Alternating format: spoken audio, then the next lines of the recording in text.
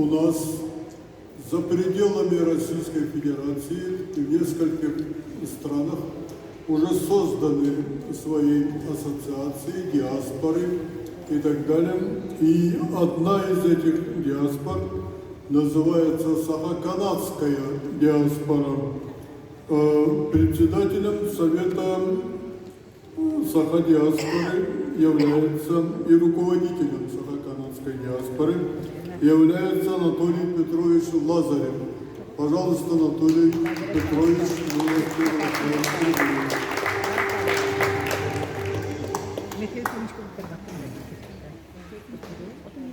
Добрый день, уважаемые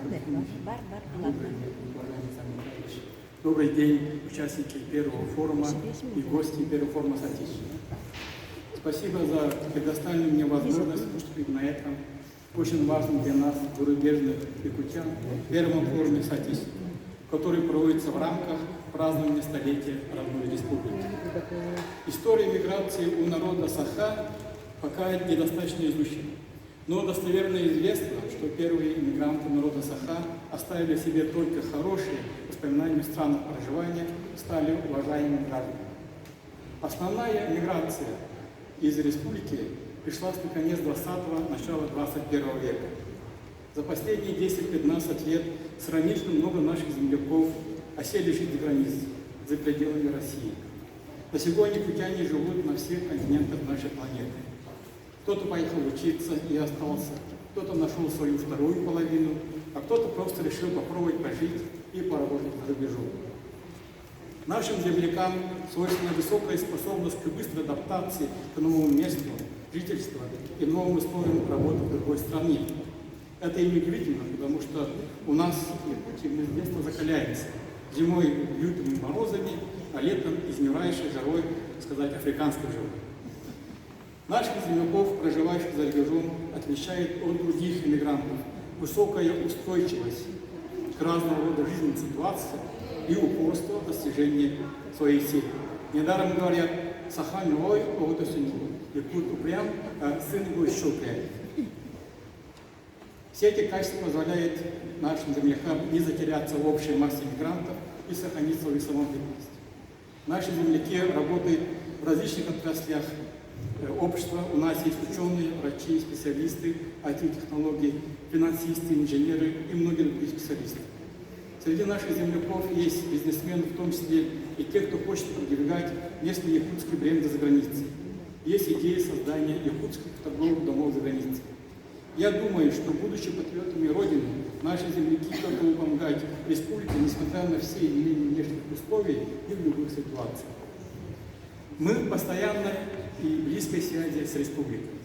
Благодаря современным средствам связи и частным поездкам на родину мы в курсе всех событий, происходящих дома. Я уверен, что наши земляки готовы вложить свои знания в опыт развития родной республики и развития народа Якутии. За границей наши земляки тянутся друг к другу, общие корни и культура позволяют понять друг друга, лучше и подружиться. Таким образом складывается постоянный круг общения земляков, и на этой основе, на основе взаимной симпатии и дружбы образуется наше землячество. По странам, конечно, ситуация складывается по-разному, в зависимости от активности земляков. Думаю, что первое землячество якутян возникло в Латвии, когда выпускники якутяне после окончания Рижского института инженеров гражданской авиации оставались там работать. Первый нам известный ИХ прошел в Риге еще в далеком 1964 году. Землячество в Турции образовалось в 1994 году, и в том же году был проведен первый ИГ в Памкаре с якутским таюком и охой. Землячество в Канаде образовалось официально в 2017 году, хотя ИГ мы начали регулярно проводить с 2014 года. Также очень активны и дружны наши земляки в США, Китае и других странах. Появляются активные земляки в Африке. Много делается якутянами по продвижению нашей культуры за рубежом. Например, уважаемый всеми коллегей Аргунова Александра Гавриловна сделала и делает очень много для продвижения нашей культуры в Исландии. Там она основала Центр якутской культуры. Наша землячка в Англии Светлана Ивановна Егорова-Джонсон прикладывает много сил и энергии в продвижении якутских проектов в Англии, и во всем мире. Например, в этом году в мае в Англии при активном содействии Светланы Ивановны успешно прошла презентация фильма «Бабиндархан». Лариса Рясина-Плоковская с масштабными проектами, охватывающими все виды деятельности народной дипломатии, такими как «Единый помыслах», «ГЭФ Европы» 10 года, переименованном «ГЭФ мира», и несла новое в жизни якутской диаспоры. Также наши земляки, живущие за рубежом, помогают мастерам из Якутии восполнить потерянное за советское время знания, которыми обладали наши предки. Так, много исторических артефактов хранится за рубежом в антропологических коллекциях музеев стран мира, в том числе и в Америке. Наша землячка США Вера Соловьева помогала мастерам из Якутии поработать с этими артефактами в хранилище музея в Нью-Йорке, снять копии старинной одежды, украшений, дизайна, в том числе из берестяных покрышек Мулол-Рага, открытие которое состоялось в 2020 году в Татинском Улусе. Наши земляки, живущие за рубежом, не забывают свои корни, стараются всемирно поддерживать и укреплять связи с родной Якутией. Мы стараемся чтить нашу культуру, следовать нашим обычаям. Мы проводим наш ГЭФ, соблюдая обычаи предков. Это особенно важно для наших детей, так как у детей рано или поздно начинается процесс самоопределения. Они начинают спрашивать потом, кто они такие, откуда они. Участвуя на нашем ГЭФе и на других мероприятиях, общаясь с нами, дети приобретают знания о происхождении своего народа и проникаются гордостью им.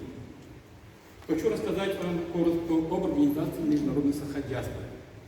До 2020 года якутяне, живущие в разных странах мира, общались в основном на площадке веб-сайта Саха Open World. Форумов из веб-сайта Саха Open World, который действует с 2002 года, уже тогда земляки высказывали идею об объединении зарубежных якутян. В 2017 году первый президент республики Михаил Ефимович Николаев во время встречи с турецким землячеством говорил о необходимости объединения земляков. Все начало меняться в 2020 году. В январе 2020 года идея об объединении якутян, проживающих за границей, прозвучала в обращении, подписанном Михаилом Ефимовичем Николаевым, Александром Михайловичем Жирковым и Александром Ивановичем Шубиным. В октябре того же года вышло распоряжение главы республики Арсения Сергеевича Николаева о проведении в 2022 году форума соотечества, которое, несомненно, стало катализатором создания международной саха-диаспоры. Событием огромного значения для зарубежных якутян и для саха-диаспоры стало послание главы Якутии Арсения Сергеевича к Госсобранию Республики Иль-Тюмень в декабре 2020 года, где в том числе Ильдархан сказал: «Нам важно с участием якутян, которые живут за границей, за рубежом, но не хотят терять связи с Родиной, налаживать культурные, научные и образовательные контакты».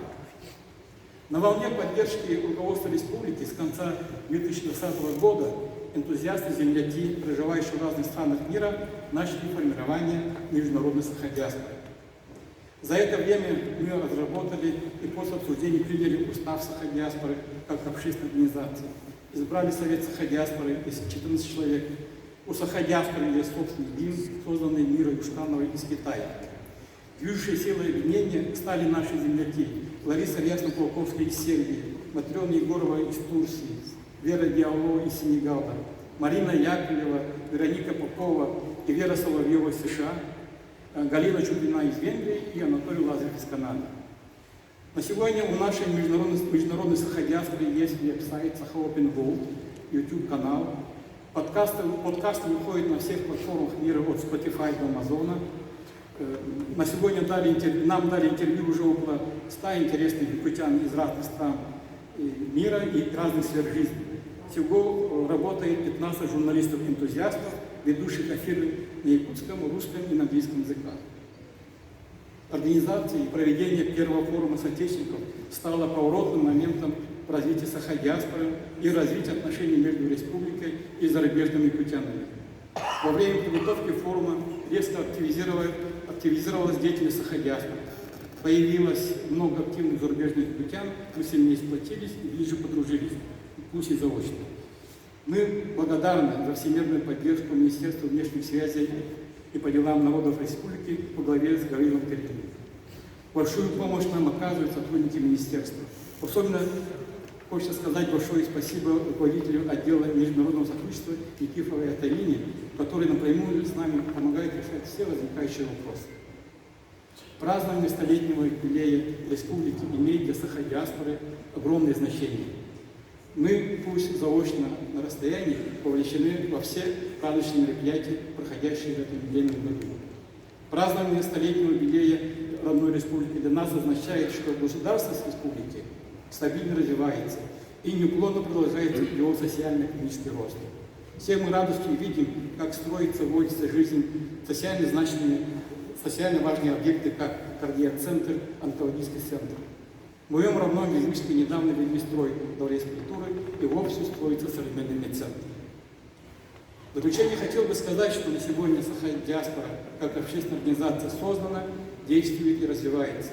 Мы находимся в начале пути. Думаю, пройдет определенное время, когда мы прочно станем на ноги, но я уверен, с поддержкой республики, с поддержкой якутян этот процесс пройдет быстрее. Я бы хотел подчеркнуть, что зарубежные якутяне всем своим сердцем и со всей своей душой, со своей родиной и его народом. Мы все желаем процветания нашей родной и любимой республики и готовы вложить свои знания и опыт в ее развитие. Времена могут меняться, но наша родина, Саха-Сиря, ее народы будут дальше развиваться, занимая достойное место среди всех народов мира.